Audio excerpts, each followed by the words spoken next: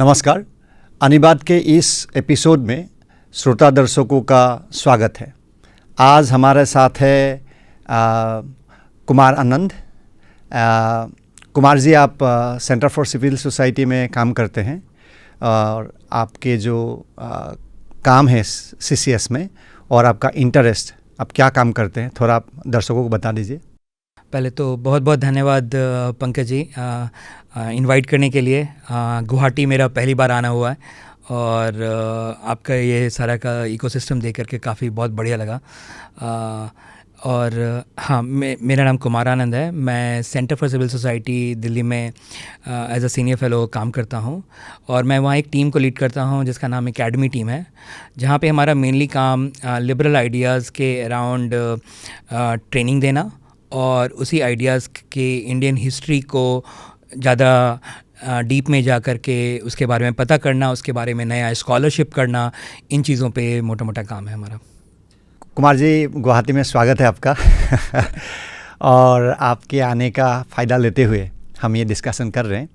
तो आज हम सीरीज़ ऑफ डिस्कशन करेंगे मेनली 3 चीज़ों के ऊपर: मनी, प्राइस एंड प्रॉफिट। लेकिन आपने एक शब्द बोला, पहले उसका थोड़ा सा आपको मैं पूछूंगा कि इसको थोड़ा एक्सप्लेन करें आप। कि आपने कहा कि आप लोग लिबरल आइडियाज़ में काम करते हैं, तो ये लिबरल आइडियाज़ क्या है? एक्चुअली ये सवाल पिछले कुछ महीनों में जब रिसेंटली हम बच्चों के साथ, कॉलेज स्टूडेंट्स के साथ प्रोग्राम करते हैं तो वो पूछ रहे होते हैं इस बारे में कि लेफ़्ट है, राइट है, लिबरलिज़म है, ये क्या है, कहाँ फिट करता है। तो मैं उनको कहता हूँ कि लिबरलिज़म हम एक हॉरिजॉन्टल मैट्रिक्स है, हॉरिजॉन्टल लाइन है जिसमें एक तरफ लेफ़्ट है, एक तरफ राइट है। हम उस प्लेन पे कॉन्वर्सेशन नहीं करना चाहते हैं। हमारा कॉन्वर्सेशन, मैं कहता हूँ कि एक वर्टिकल लाइन पे है और वो वर्टिकल लाइन है more freedom less freedom, more individual freedom, व्यक्तिगत पर्सनल फ्रीडम, या फिर लेस फ्रीडम। और उसको ध्यान में रखते हुए कोई भी चीज़, कोई भी नई पहल जो लोगों के आपस में उनकी इकोनॉमिक, पर्सनल, सोशल, पॉलिटिकल इस तरह की फ्रीडम को इंक्रीज़ करता है तो वो लिबरलिज्म को बढ़ावा दे रहा है। और जहाँ जहाँ भी वो चीज़ लोगों की इन फ्रीडम्स को कम कर रहा है तो हम कहेंगे कि उस स्लाइड पे, उस स्केल पे हम फिर नीचे घिसक रहे हैं।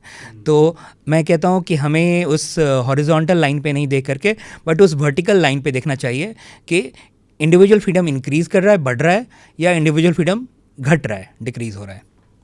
लेफ़्ट और राइट के जो आपने बात कहा कि हम ट्रेडिशनली जैसे समझते हैं लेफ़्ट राइट, दोनों का लेफ़्ट का है कि गवर्नमेंट का कंट्रोल और कम हो ज़्यादा हो, सॉफ्ट लेफ़्ट हो, हार्ड लेफ़्ट हो, मतलब हर all means of production and distribution सरकार के हाथ में होगा और इनकम डिस्ट्रीब्यूशन होगा, इनकम में इक्वलिटी होगा। ये सब हम लेफ़्ट के बारे में सोचते हैं। राइट का होगा नेशनलिज्म होगा, फैमिली वैल्यूज़ हो गया, ट्रेडिशंस हो गया। लेकिन कॉमन उनमें दोनों में कॉमन ये है कि वो ज़्यादा शक्तिशाली गवर्नमेंट चाहते हैं। गवर्नमेंट शक्तिशाली मतलब ये नहीं कि जो मिनिमम गवर्नमेंट हो लेकिन अच्छे काम करता है, वो नहीं। हर दिशा में हम क्या खाएंगे, क्या पहनेंगे, क्या काम करेंगे, कितना पेमेंट देंगे, कितना प्रोडक्शन करेंगे कंपनियों में, एग्रीकल्चर में कितना प्रोडक्शन करेंगे, किसके पास कितना ज़मीन होगा, किसका घर क्या होगा, ये सारे चीज़ों में गवर्नमेंट कंट्रोल करेगी। तो government will be powerful and controlling the lives of all individual, हर व्यक्ति का कंट्रोल करेगा। तो ये दोनों में कॉमन है। तो लेफ़्ट कुछ और चाहता है, राइट कुछ और चाहता है, लेकिन उनका बेसिक है कलेक्टिविस्ट। और लिबरल हो गया, आप ये कह रहे हैं कि लिबरल हो गया पर्सनल फ्रीडम। बिल्कुल। अभी 1-1.5 साल पहले की बात है जब गुरचरण दास, जो एक फेमस ऑथर हैं, उन्होंने एक किताब लिखी है जिसका नाम है, टाइटल है, अगर मुझे याद सही से है तो, the dilemma of an Indian liberal.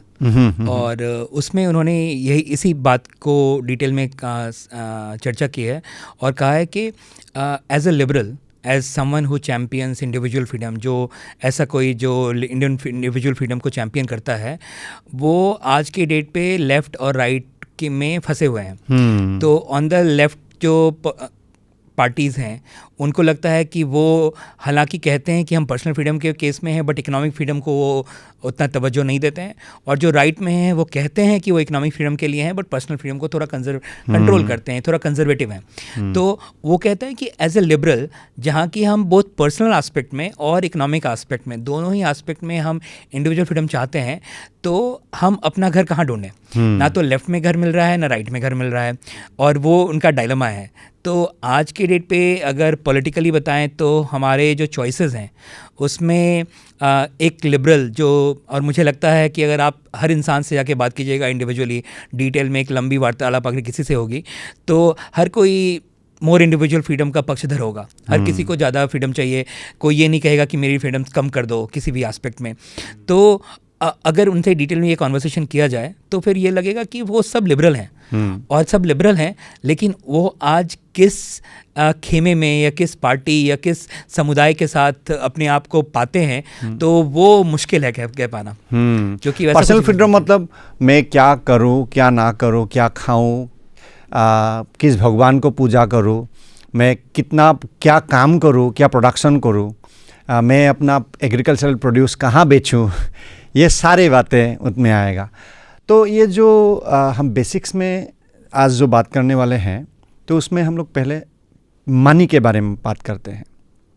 थोड़ा सा आप अगर इंट्रोडक्शन दे दें मनी का इवोल्यूशन। मनी क्योंकि एक नेचुरल प्रॉब्लम था, जब हमारा ट्राइबल समाज था, हम सब ट्राइबल थे, हमारे प्रिमिटिव इकोनॉमी था, तो बार्टर एक्सचेंज से हो जाता, जैसे जो इकोनॉमिक्स कहते हैं कोइंसिडेंस ऑफ वांट। आपके पास आलू है, मेरे पास भिंडी है, तो आपको भिंडी चाहिए, मुझे आलू चाहिए, तो कोइंसिडेंस ऑफ वांट हो गया, हम लोग एक्सचेंज कर लिया।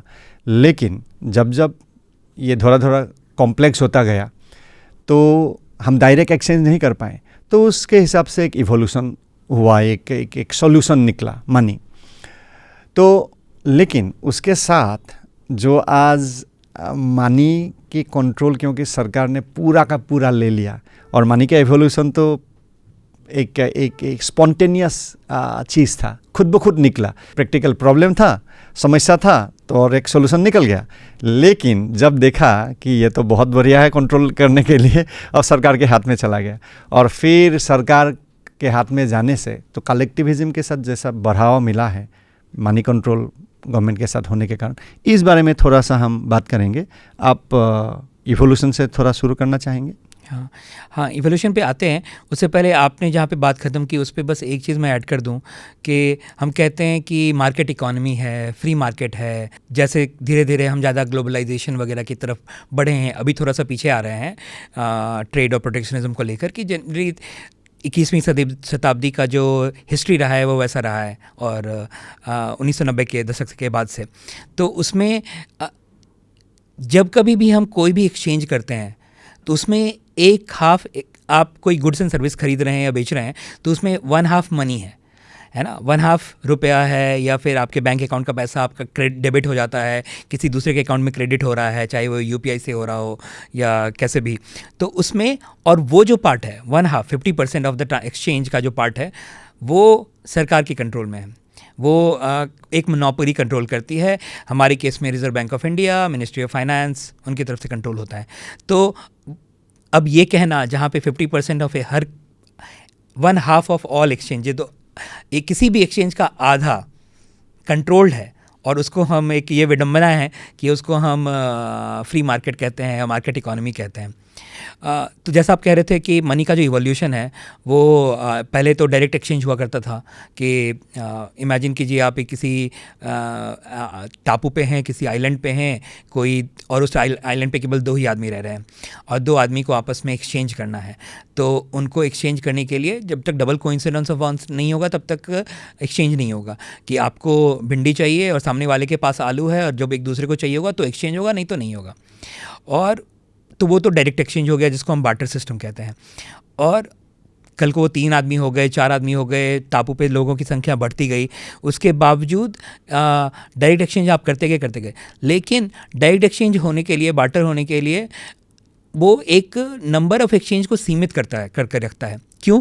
क्योंकि जब तक सामने वाले को आपकी चीज़ नहीं चाहिए तब तक आप अपनी चीज़ उनको नहीं दे सकते उनकी चीज़ लेने के लिए, तो एक्सचेंज नहीं हो पाएगा। अब जैसे मुझे कॉबलर के पास जाकर उनसे जूते लेने हैं और उनको चाहिए अंडा और मेरे पास है आलू, तो उनको अंडा चाहिए और मेरे पास आलू है, तो जब तक मेरे पास अंडा नहीं आएगा मैं उनको दे नहीं पाऊंगा, है ना। आपका जूता ठीक होगा नहीं। हाँ, मेरा जूता ठीक नहीं होगा, मेरा जूता मुझे नहीं मिलेगा, तो मुझे जाकर के तीसरे आदमी को ढूंढना पड़ेगा जिसके पास अंडा है और जिसको आलू चाहिए, तो मैं उसको आलू देकर उससे अंडा लूँगा, फिर अपना इस अंडे को मैं दूंगा जूते वालों को और फिर उनसे वो जूता लूँगा।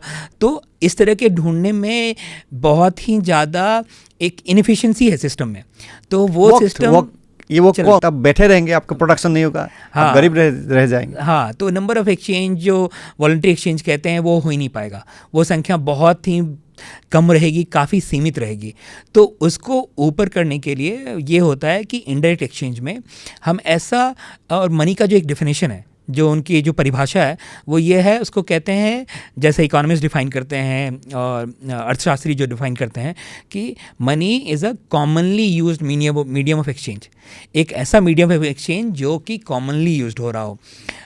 हिस्टोरिकली बहुत सारी चीज़ें commonly use medium of exchange रही हैं, जैसे ग्रेन है ना, गोल्ड है, सिल्वर है, काउरी शेल्स हैं, तो इस तरह की बहुत सारी सागर का जो शेल्स, हाँ, तो इस तरह की बहुत सारी चीज़ें हैं जो commonly use medium of exchange रही हैं।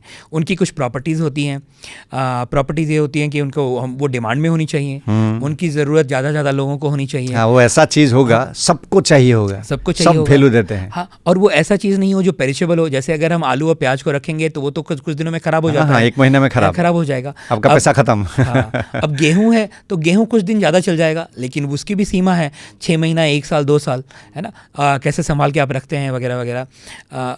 लेकिन फिर ये जो हिस्ट्री है, धीरे धीरे बहुत सारी चीज़ों को ट्राई किया गया और उन चीज़ों से जो हिस्टोरिकली एक बहुत लंबे समय के ट्रायल एंड एरर से निकल करके जो आया वो था गोल्ड एंड सिल्वर। तो सोना और चांदी ऐसी चीज़ निकल कर आई जो इन सारी चीज़ों को मीट करती, इन सारी एक requirement for commonly use medium of exchange के लिए क्या क्या होना चाहिए। वो डिविजिबल होना चाहिए, छोटे छोटे टुकड़ों में बन, क्योंकि आप वो जो मनी होगा उससे आप 1 टन का गेहूं खरीद सकते हैं या 1 केजी का गेहूं खरीदना पॉसिबल हो सकता है। लेकिन एक घोड़ा जब मीडियम ऑफ एक्सचेंज रहा, घोड़ा को काट के, उसके पैर को तो आप काट के आप 1 केजी गेहूं नहीं ले सकते, तो घोड़ा तो बेकार हो, मर जाएगा। और तो एक और बात है कि सोना छोटा टुकड़ा कर सकते हैं। हाँ, सोना छोटा टुकड़ा कर सकते हैं, और सोने का कोई 1 ग्राम का टुकड़ा और दूसरा 1 ग्राम का टुकड़ा सेम होता है, 100%। लेकिन कोई 2 घोड़ा एक जैसा नहीं होता है, कोई ऊंचा होगा, नीचा होगा, कोई तेज भागने वाला होगा, कोई स्लो भागने वाला होगा, कोई बुढ़ा होगा, कोई जवान होगा। एग्जैक्टली। तो इस तरह की चीज़ों से परिवार एक ट्रायल एंड एरर से निकल कर आया कि सोना और चांदी ऐसी चीज़ हैं जो कि डिविजिबल हैं, जो कि लंबे समय तक चलती हैं, जो कि ज़्यादा लोग उनको डिज़ायर करते हैं वगैरह वगैरह। और फिर वो एक मीडियम ऑफ एक्सचेंज बनकर आया जो कि काफ़ी समय तक चलता है। और आज भी आप देख लीजिए तो सोने की जो कीमतें हैं और चांदी की कीमतें हैं वो ये बताती हैं कि, और दुनिया की बड़ी बड़ी सरकारें भी सोने चांदी को होल्ड करने में लगी हुई हैं। और ये सोना और चांदी में जब हम लोग हैं तो एक बात करते हैं कि चांदी सोना से कम यूज़ में है, कम वैल्यू में है एज मनी, क्योंकि चांदी का इन्फ्लेशन ज़्यादा होता है और रेयर मटेरियल है सोना, तो सोना का सप्लाई लिमिटेड है। और क्योंकि वो ख़राब नहीं होता है, हज़ार साल पहले जो सोना निकला वो अभी भी सोना ही है। तो जो टोटल सब हमारे पास वॉल्यूम है, टोटल हमारे पास स्टॉक है, उसके अगेंस्ट में जो नया सोना आता है वो इतना ज़्यादा बढ़ाता नहीं है सोना को, इन्फ्लेशन ज़्यादा नहीं है, तो सोना का वैल्यू रह जाता है। और नया टेक्नोलॉजी से चांदी का सप्लाई बहुत बढ़ गया तो उसका थोड़ा कम है, तो इजीली थोड़ा अवेलेबल है, सोने के कंपैरिजन में। हाँ, मनी की वैल्यू का, किसी भी यूनिट ऑफ मनी, जो मनी की एक छोटी सी मात्रा होगी, उसका वैल्यू स्टेबल होना बहुत ज़रूरी है। और अगर वो स्टेबल नहीं हुआ, कोई भी चीज़, अब जैसे आज की डेट पे अगर बिटकॉइन का एडॉप्शन, हर कोई, बहुत लोग बिटकॉइन के बारे में बात करते हैं, बट उनके मनी के उनके एडॉप्शन में एक मेजर जो सबसे बड़ी बाधा है, जो बिटकॉइन वाले भी मानेंगे, वो ये है कि उसकी वैल्यू बहुत ज़्यादा इरेटिक है, बहुत ऊपर और बहुत नीचे जाती है। तो लोगों के लिए ये प्लान कर पाना कि एक यूनिट ऑफ मनी, एक यूनिट ऑफ सोना का वैल्यू आप एंटिसिपेट कर सकते हैं, आज क्या है, कल क्या होगा, परसों क्या होगा, 6 महीने 1 साल बाद क्या होगा, आसपास में आप कर सकते हैं और आप उसके हिसाब से प्लानिंग कर सकते हैं। बट किसी ऐसे यूनिट को मनी मान लेना जिसका वैल्यू बहुत इरेटिक हो, वो मुश्किल होगा। हाँ, क्योंकि आपको अगर आज एक यूनिट ऑफ मनी से 1000 केजी 1 टन आपको गेहूँ मिल रहा है और कल आपको 5 टन मिल रहा है, परसों आपको 500 केजी मिल रहा है, तो प्रॉब्लम होगा।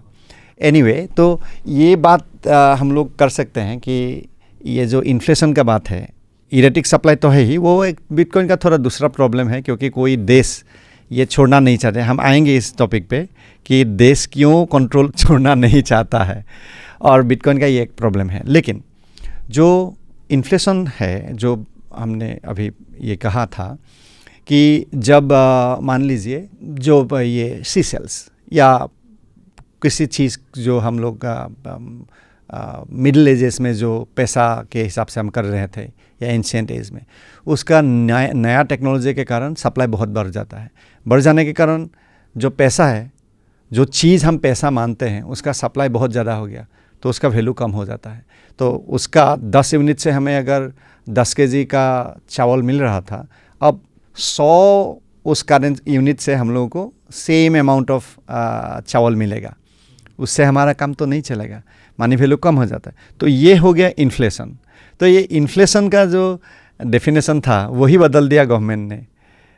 तो इसके बारे में आपका क्या कहना है कि गवर्नमेंट क्यों ऐसा करता है? इन्फ्लेशन का हिंदी में एक उसकी परिभाषा, उसका जो हिंदी ट्रांसलेशन कहेंगे इन्फ्लेशन का, वो एक वर्ड है। आज ज़्यादा लोगों से आप बात कीजिए कि इन्फ्लेशन का हिंदी में क्या होता है मतलब, तो वो बोलेंगे महंगाई है, बट महंगाई नहीं है। महंगाई आज के डेट पे हम कहने लगे हैं महंगाई।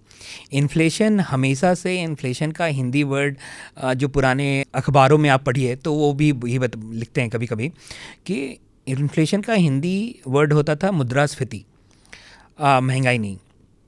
और मुद्रास्फीति का हिंदी अगर उसको आप वर्ड को तोड़ करके देखें तो मुद्रा हो गया मनी और स्फीति हो गया बड़ा होना, बलूनिंग, किसी भी चीज़ का बड़ा होना।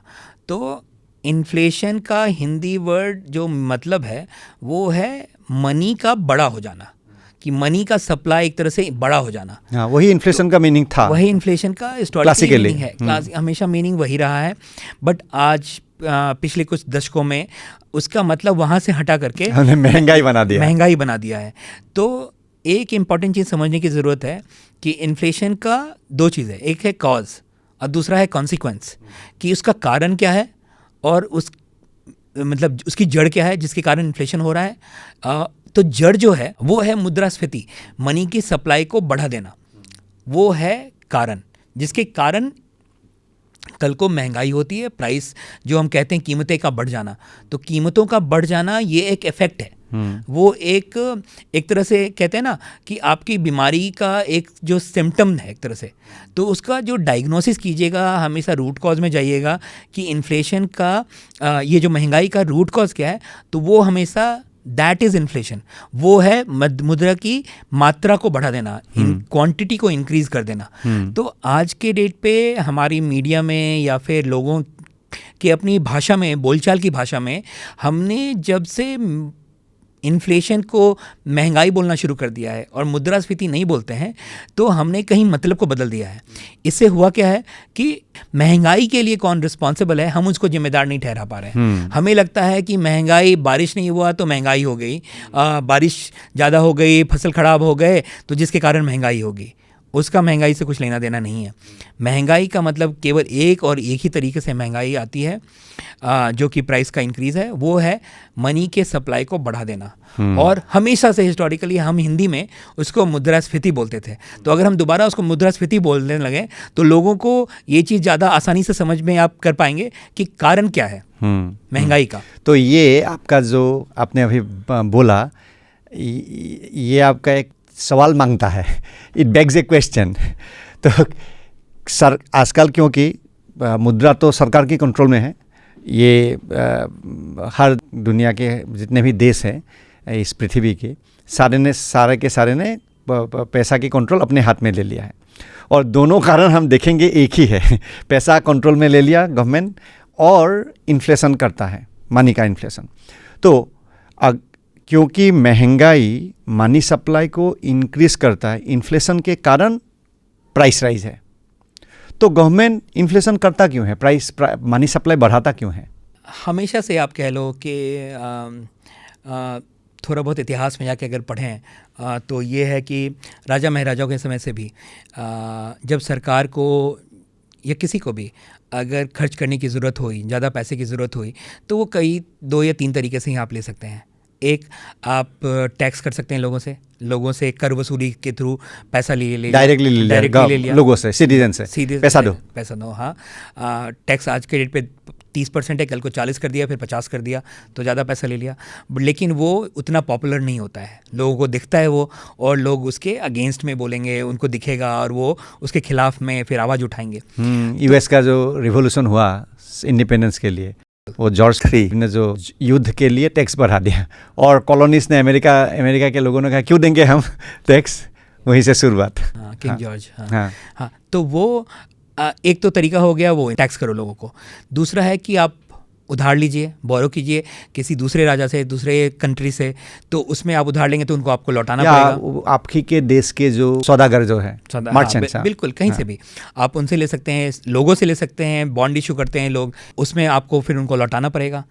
और इन दोनों से सबसे आसान तरीका जो है वो तीसरा तरीका है कि अगर आपकी मोनोपोली है कि केवल आपकी जो करेंसी है उस देश में वो लीगल टेंडर है, और वो कहते हैं कि कंट्री में इस देश की सीमा के अंदर मनी इशू करने वाली अथॉरिटी केवल मैं हूँ और कोई नहीं हो सकता। कुछ चीज लीगल टेंडर करने से जेल में जाओगे। और अगर कोई नहीं हो सकता, कानूनन नहीं हो सकता, तो फिर मैं अगर मैंने प्रिंट किया है आज के डेट पे 100 रुपये, कल को मैं 200 रुपये प्रिंट कर दूँ या 300 रुपये प्रिंट कर दूँ, तो कोई बात नहीं, और उसका जो इफ़ेक्ट है वो कुछ समय बाद दिखेगा, और वो जो इफ़ेक्ट है वो सारी जनता में सब जगह बट जाएगा, तो हर किसी को उसकी थोड़ी थोड़ी चोट लगेगी। तो उसमें इसलिए ऐसा हो जाता है कि इस तरीके से इन्फ्लेशन करना, मुद्रा की क्वांटिटी को बढ़ा देना।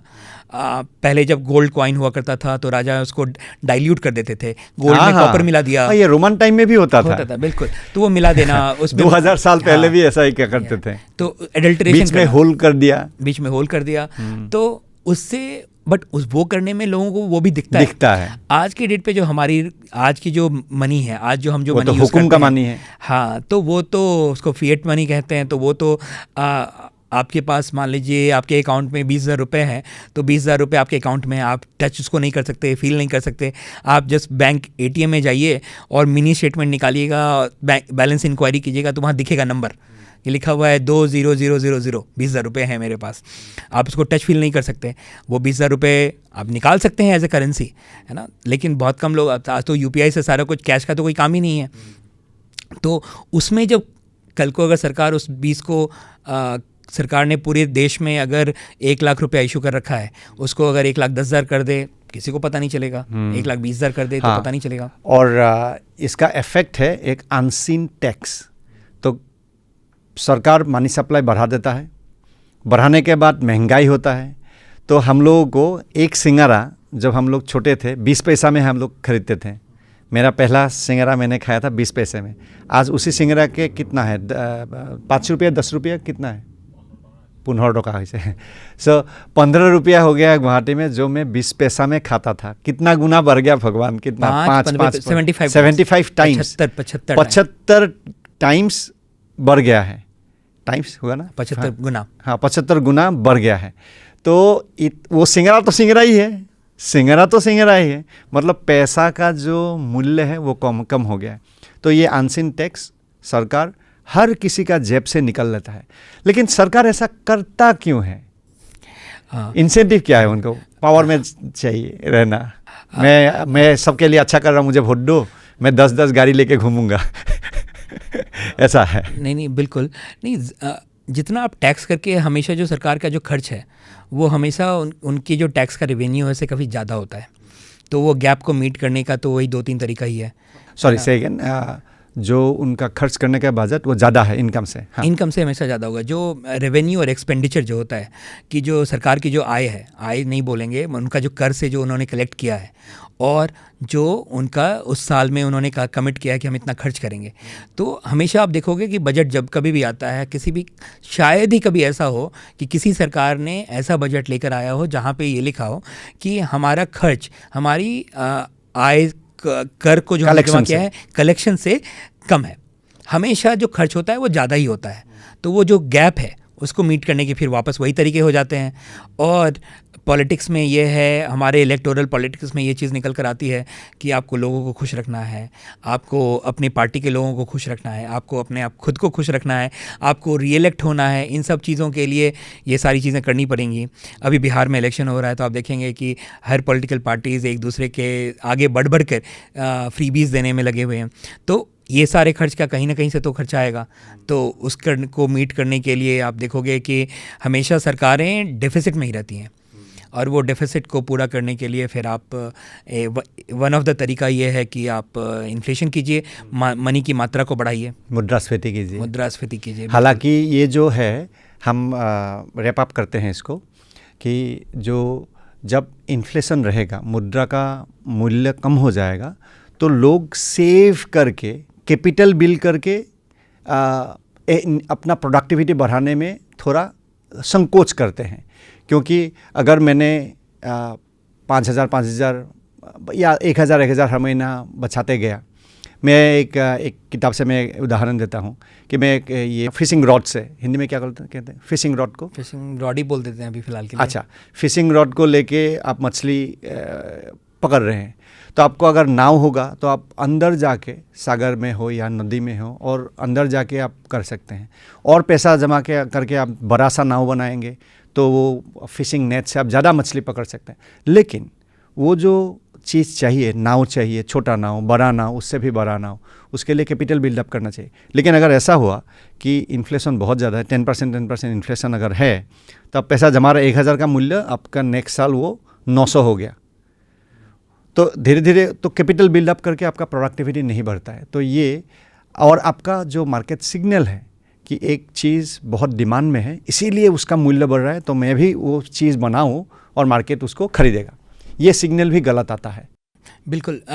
जो मुद्रास्फीति या इन्फ्लेशन, अगर महंगाई अगर रहेगी तो उसमें ये होगा कि लोगों के पास सेविंग, जैसा आप कह रहे थे, सेविंग का कोई इंसेंटिव नहीं रहेगा, इन सेविंग कम हो जाएगा। और अगर आप सेविंग नहीं करेंगे तो कल इन्वेस्टमेंट नहीं कर सकते अपने फ्यूचर में, क्योंकि सेविंग करना बहुत ज़रूरी है। तो ही आप अगर सारा खर्च कर दिया तो फिर कुछ बचेगा नहीं। और अगर लोगों को ये पता है कि मैं जो बचा रहा हूँ उसका वैल्यू, जो उसकी जो वैल्यू है, जितने पैसे मैंने बचाए हैं उसकी वैल्यू जो है वो अपने आप कम हो रही है। हाँ, यानी एक हम कंपैरिजन करते हैं। आप मान लीजिए किसी तरह से आपने एक 10 ग्राम का सिक्का खरीद लिया या 5 ग्राम का सिक्का खरीद लिया, आपका 10 साल के बाद वो वैल्यू बचा रहेगा।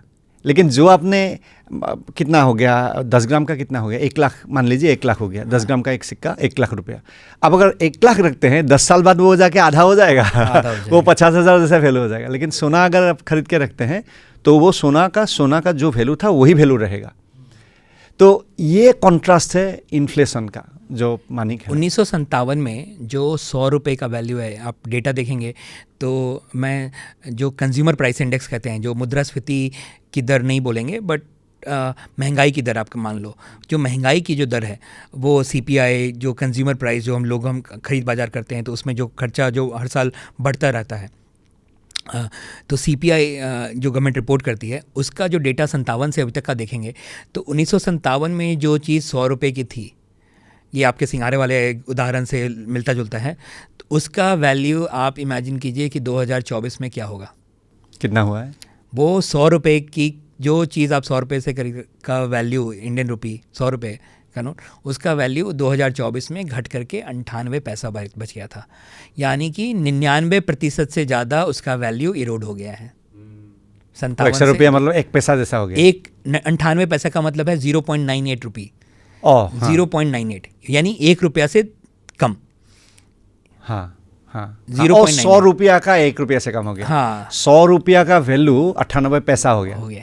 यानी कि 199% से ज़्यादा 10,000 पैसा का वैल्यू 98 पैसा हो गया। तो ये जो हम समझते हैं कि हमारे भलाई के लिए ये डेफिसिट बजट है, वो एक्चुअली हमारे लिए खतरनाक चीज़ है हमारे देश के हर एक आदमी के लिए। अगर हम अपना पर कैपिटा इनकम $15,000 करना है तो ये तो कतई नहीं होगा, बिल्कुल नहीं होगा इस इन्फ्लेशन से। हाँ, लेकिन एक चीज़ समझने की भी ज़रूरत है कि ऐसा हो जाना एक एक्सीडेंट नहीं है, ये एक्सीडेंट नहीं है, और ये इसको रिवर्स कर पाना, इसमें रिवर्स गियर लगा पाना मुश्किल होगा। उसका कारण ये है कि इन्फ्लेशन का जो इम्पैक्ट है, जो मुद्रास्फीति के का आपने मनी का क्वांटिटी बढ़ा दिया, उससे जो परेशानियां होती हैं, उसका इम्पैक्ट है वो पूरे 140 करोड़ लोगों पे, भारत के 150 करोड़ 45 करोड़ लोगों पे, सब पे बढ़ जाता है। तो किसी एक इंसान पे डायरेक्ट कॉस्ट ज़्यादा नहीं है, और वो छोटा छोटा कॉस्ट है, तो हर किसी को डायरेक्टली वो सह नहीं पाते हैं, सह लेते हैं आराम से, क्योंकि वो किसी एक इंसान पे ज़्यादा कॉस्ट नहीं आया और वो एक लंबे समय पे आ रहा है। और तो जो इम्पैक्ट है वो बड़ा लॉन्ग टर्म में दिख रहा है।